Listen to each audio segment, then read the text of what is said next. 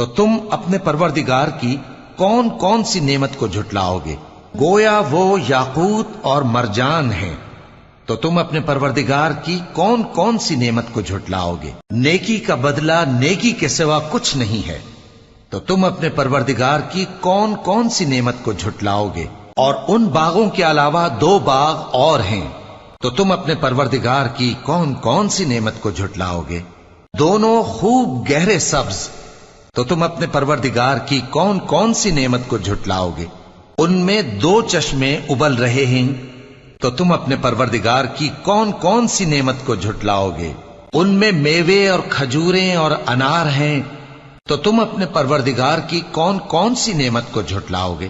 ان میں نیک سیرت خوبصورت عورتیں ہیں، تو تم اپنے پروردگار کی کون کون سی نعمت کو جھٹلاؤ گے؟